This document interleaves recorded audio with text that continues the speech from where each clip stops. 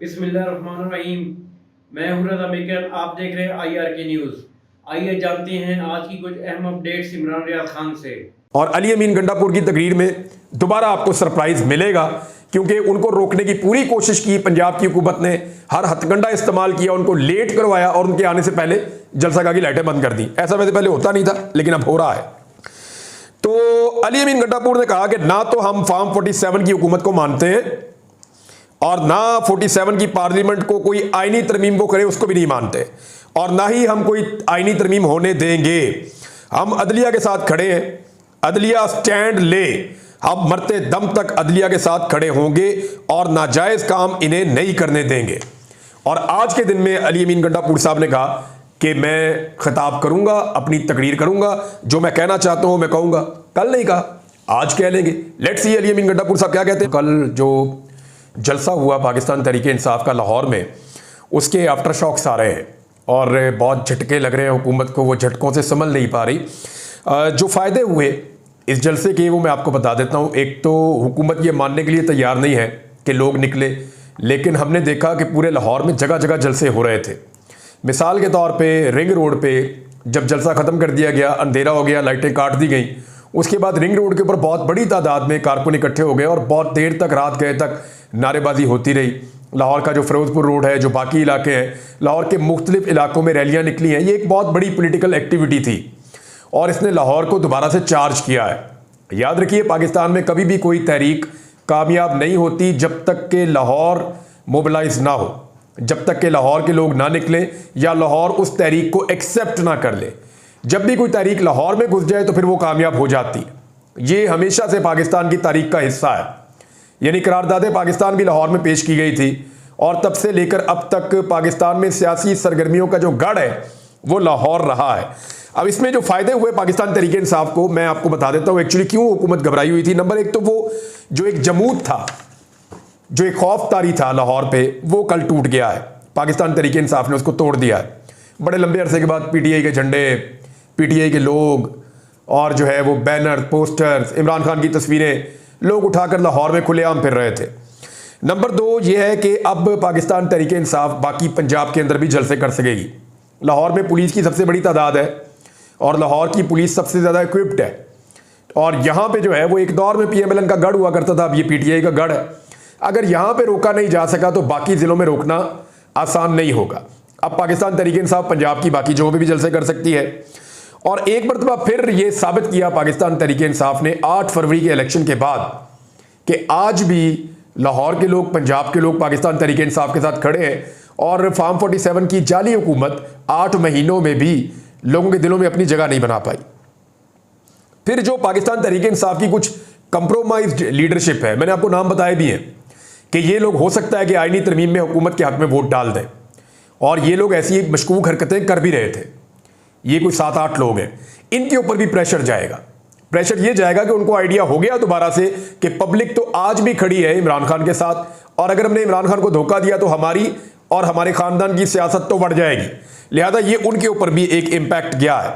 दूसरा, पाकिस्तान की एस्टेब्लिशमेंट और आलमी एस्टेब्लिशमेंट दोनों में यह पैगाम गया है कि इमरान खान पाकिस्तान की सियासत में मुकम्मल तौर पर रेलिवेंट शख्सियत है और उनको इररेलिवेंट करना इस वक्त तो मुमकिन नहीं है, क्योंकि लोगों ने ऐसा लगता है कि इमरान खान को अपनी जिद बना लिया है। एक और जो चीज़ हुई वो ये कि अब सूबाई दारुल हुकूमत तो है लाहौर और अब इसके अंदर सियासी सरगर्मियां जो है वो चलेंगी, क्योंकि देखिए वकला पहले ही यहाँ पे अपनी तहरीक का आगाज़ कर चुके हैं। वकीलों की रैलियाँ निकलेंगी, सिविल सोसाइटी मैदान में आएगी, क्योंकि आने वाले दिनों में हुकूमत पंगा करने वाली है आईनी तरमीम का। और ख़बरें ये आ रही हैं कि 15 अक्टूबर तक उनको हर हाल में आईनी तरमीम करनी है और उसके लिए अब नंबर पूरे करने हैं। नंबर पूरे करने के लिए मुमकिन है तहरीक इंसाफ की कुछ सीटें छीनी जाएँ, कुछ तहरीक इंसाफ के बंदों को कायल किया जाए, कुछ एक जो है वो रिव्यू के अंदर केस लगाकर दोबारा 63A वाला कोशिश की जाए कि PTI के बंदे वोट डालें तो उनका वोट काउंट हो जाए और फजल रहमान साहब के बंदे वोट डालें फजल रहमान की मर्जी के बगैर तो उनका वोट काउंट हो जाए। तो इस किस्म की कोशिशें की जाएंगी। तो लाहौर में क्योंकि अब तहरीक का माहौल बन गया है, वकला ने पहले बड़ा ज़बरदस्त में एक ताकत का मुजाहरा किया और अब एक जो अपोजिशन पॉलिटिकल पार्टी है उसने भी किया, थोड़े दिन पहले फजल रहमान साहब ने भी किया था। तो ये अब चीज़ें बड़ी खुलकर सामने आ रही हैं कि सूबाई दारुल हुकूमत जो है पंजाब का, वो पॉलिटिकल एक्टिविटीज़ का गढ़ बन जाएगा आने वाले दिनों में। अब एक और चीज जो बहुत अहम है इस सारे सिनेरियो को लेके, वो ये है कि तमाम मुकर्रीन ने जिन्होंने भी तकरीरें की और जो लोग भी वहां मौजूद थे, उन सब ने अदलिया का तस्करा किया और इस आईनी तरमीम का जिक्र किया, क्योंकि इमरान खान साहब की वाज़ेह इंस्ट्रक्शन है कि काजी फायद ईसा को किसी सूरत एक्सटेंशन नहीं लेने देनी। और मैं ये क्लियरली आपको बता दूं कि अगर काजी फायद ईसा साहब को एक्सटेंशन मिल गई तो जैसा टाइम पाकिस्तान तहरीक इंसाफ ने गुज़िश्ता 1-1.5 साल में गुजारा है, वैसा ही टाइम पाकिस्तान तहरीक इंसाफ जो है वो आगे भी गुजारती रहेगी जब तक काजी साहब रहेंगे, क्योंकि काजी साहब मौजूद हैं तो फिर अब बहुत सारी चीज़ें तहरीक इंसाफ की जो पेंडिंग पड़ी हैं वो पेंडिंग ही रह जाएंगी, और जो चीज़ें उनके साथ नाइंसाफियाँ हुई उनको लगता है वो दौर अभी कंटिन्यू करेगा। लिहाजा ये अदलिया के साथ यकजहती का सबने पैगाम भेजा है, और इससे एक बहुत बड़ा इंपैक्ट जो है ना, जो पैगाम है वो जजेस को जाता है, जो इंसाफ पसंद जजेस हैं। यानी जजेस तभी खड़े रह सकते हैं ना जब उनको पता हो कि अवाम उनकी पुश्त पे खड़ी है, उनके पास अपनी कोई ज़ाती ताकत तो होती नहीं है या अपनी कोई ज़ाती फौज तो होती नहीं है। अगर सिस्टम के खिलाफ जज फैसला देना चाहे और सिस्टम की ज्यादतियों को बेनकाब करके उनको रोकना चाहे, तो जज के पास जो सबसे बड़ी ताकत होती है अपने कलम के बाद, वो ये होता है कि जी हमारे पीछे पब्लिक खड़ी है। जो हुआ था इफ्तिखार चौधरी साहब के साथ परवेज मुशर्रफ के दौर में, वो तो अपने घर चले गए थे। उनको तो मुनीर मलिक साहब ने रात को टेलीफोन किया था, कुछ और वकला ने किया था कि जनाब हौसला करो, खड़े हो जाओ, हमारे हैं। और फिर वकला अवाम सारे खड़े हो गए। जब सब खड़े हो गए तो इफ्तिखार चौधरी भी खड़े हो गए, वो बार्स में जाना शुरू हो गए, तकारीर कर दी उन्होंने, शुरू कर दी। तो ये बताता है कि जजेस को भी हमारी जजेस सोसाइटी में अनफॉर्चुनेटली एक ये क्वेश्चन मिल जाता है इससे कि ठीक है हम इंसाफ करते हैं, पब्लिक हमारे पीछे खड़ी है। तो ये माहौल बन गया है। अली अमीन गंडापुर साहब ने तकरीर तो नहीं की, वो कर नहीं पाए तकरीर जलसे में, लेकिन अब जलसे के कुछ मनाजिर आ रहे हैं सामने, क्योंकि देखिए वहां पे तो इंटरनेट बंद किया हुआ था आसपास का, और इंटरनेट बंद होने की वजह से विजुअल्स हम नहीं देख पा रहे थे।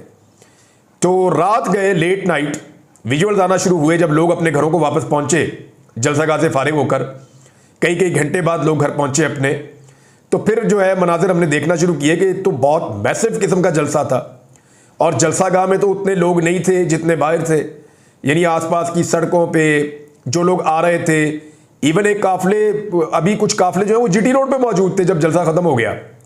कुछ लोग मोटरवे वाली साइड से, मुल्तान रोड से आ रहे थे जब जलसा खत्म हो गया। कसूर से आने वाले लोग भी नहीं पहुंचे थे। लाहौर का रिंग रोड आज तक इतना ज्यादा नहीं भरा जितना इस जलसे के दौरान भर गया था। लोगों ने जितना बड़ा जलसा पंडाल में हो रहा था उससे बड़ा जलसा रिंग रोड पे किया, और वहां पे खड़े होकर बड़ी नारेबाजी की इमरान खान साहब के हक में। तो ये मनाजिर जो है ये बाद में आ रहे थे, और ये अभी तक आ रहे हैं। एक साजिश है जो पाकिस्तान उससे बच गया है, लाहौर खास तौर पे, पाकिस्तान तहरीक इंसाफ भी खास तौर पे।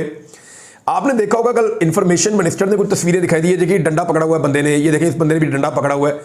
तो डंडा जो है ना वो झंडा डंडे के ऊपर ही लगता है, और उसको दिखाकर वो ये एक माहौल बन रहा था कल कि शाम में गेम डाली जाएगी। मुझे कुछ मैसेजेस आए और कुछ लोगों से मेरा राब्ता हुआ, तो मुझे ये पता चला कि सादा कपड़ों में गुल्लू बट पहुंचाए गए हैं जलसागाह के आसपास। मैं आपको फिर बता रहा हूं, और ये मुझे मुस्तनद जर्नलिस्ट उन्होंने बताया। फिर मैंने कुछ जो सरकारी सोर्सेज हैं उनसे पता किया, तो वहां भी कंफर्म हुआ कि सादा कपड़ों में कुछ सरकारी लोगों को भेजा गया है जलसागाह के आसपास, और ये गुल्लू बट वाला एक एपिसोड होना था। ऐसी तोड़फोड़ और इस तरह की चीजें करनी थी जिसको पाकिस्तान तहरीक इंसाफ पे डाला जाएगा। लेकिन ये जो लोग पहुंचे वहां पे, चंद सौ इनकी तादाद थी, लेकिन पाकिस्तान तहरीक इंसाफ के लोग इतनी बड़ी तादाद में थे चारों तरफ कि इनकी जरूरत ही नहीं हुई कि जो कार्रवाई ये डालने आए वो डालते। नंबर 2, जब पुलिस ने जबरदस्ती की पाकिस्तान तहरीक इंसाफ की क़यादत के साथ कि आप निकलें, अब यहां से डिस्पर्स हो जाएं, जलसा खत्म करें, तो उस पर पाकिस्तान तहरीक इंसाफ ने बड़े सब्र का और होशमंदी का सबूत दिया, वरना 9 मई टाइप का इन्होंने एक और कोई बयानिया घड़ लेना था।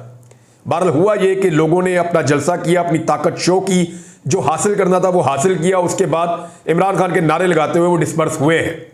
तो ये एक बहुत बड़ा एक तरीक़ाकार इख्तियार किया गया था, और मेरे सोर्सेज तो ये क्लेम कर रहे थे कि हर हाल में ये कार्रवाई डाली जाएगी, आप ये खबर दे दें। तो मैंने उनसे ये कहा, मैंने कहा जी नहीं, मैं इंतज़ार करूँगा। तो मैं इंतज़ार करता रहा, लेकिन कार्रवाई डालने का मौका नहीं मिला। इक्का दुक्का छोटे मोटे वाक़यात हुए हैं, लेकिन लोगों की तादाद इतनी ज़्यादा थी और तंजीम इतनी अच्छी थी पाकिस्तान तहरीक इंसाफ के नौजवानों की कि वो कार्रवाई डालने का मौका नहीं मिला। कार्रवाई डालने वाले यही सोचते रहे अगर हमने कुछ किया तो कहीं लोग हमें ही ना पकड़ लें कि तुम लोग कौन हो, और पाकिस्तान तहरीक इंसाफ के अंदर ये मैसेजेस चल रहे थे कि अपने आसपास नज़र रखें, जो मशकूक लोग हैं, जो तोड़ फोड़ करे, कोई ऐसी हरकत करे तो उसको पहले से पकड़ के और उसका पता कराएं कि ये बंदा कौन है और पुलिस के हवाले भी करें। बहरहाल ये जनाब आफ्टर शॉक्स आ रहे हैं जलसे के और आते रहेंगे, क्योंकि PMLN तो बहुत बुरी तरह शॉक हो गई है। वजह यह है कि वो ये कर ही नहीं पाएंगे कभी। गोद में बैठ के तो नहीं होता ना, एक जेल में बैठ के, एक आदमी है वो जेल में बैठ के कामयाब हो रहा है और ये लोग हैं ये गोद में बैठ के नाकाम हो रहे हैं, तो ये फर्क तो रहेगा। और एस्टेब्लिशमेंट को भी सोचना पड़ेगा कि हमने किधर इन्वेस्टमेंट कर दी है और कैसे नमूने हैं जिनको लाकर हमने मुसल्लत कर दिया है। कादी फायद ईसा साहब ने, मैंने आपको बताया था कि एक लेटर लिखा है और कादी साहब का जो नोट है वो ज़रा मैं उसके अंदर उन्होंने 9 सवालात उठाए, मैं आपको पढ़ के सुना दूँ। हुआ ये कि जो जस्टिस मंसूर अली शाह साहब और जो दीगर 8 जजेज हैं, जब उन्होंने वजाहत दी इलेक्शन कमीशन ऑफ पाकिस्तान के भेजे हुए सवालात के जवाब में, क्योंकि इलेक्शन कमीशन ने पूछा ना कि जी कैसे अमल करना है ये मखसूस नशिस्तों वाले फैसले पे, हमारे चंद सवालात हैं उनके जवाब दे दें, तो इलेक्शन कमीशन ने सवालात भिजवा दिए और उन्होंने जवाब दे दिए। तो जो उसूल बनाया गया था वो ये बनाया गया था कि 3 सीनियर 3 जजेस ही इसके अंदर होंगे, एक चीफ जस्टिस, एक दूसरे नंबर वाले, एक तीसरे नंबर वाले। तो अब क्योंकि सुप्रीम कोर्ट बार एसोसिएशन में और पाकिस्तान बार में PMLN की नुमाइंदगी है, आसमा जहांगीर ग्रुप, लेकिन वहां से भी इसके ऊपर एतराज आ रहा है, तो ये बहुत इंपॉर्टेंट है। इसको चैलेंज भी कर दिया गया लाहौर हाई कोर्ट में और लाहौर हाई कोर्ट में चैलेंज होने के बाद अब ये मामला किस तरफ जाता है इसके बारे में अभी तो कुछ नहीं कहा जा सकता, लेकिन एक बात आप याद रखिएगा कि ये मुझे नहीं लगता टिकेगा, क्योंकि अभी मखसूस नशिस्तों का तफसीली फैसला आना भी बाकी है। तो नाज़रीन ये थी आज की अहम अपडेट्स।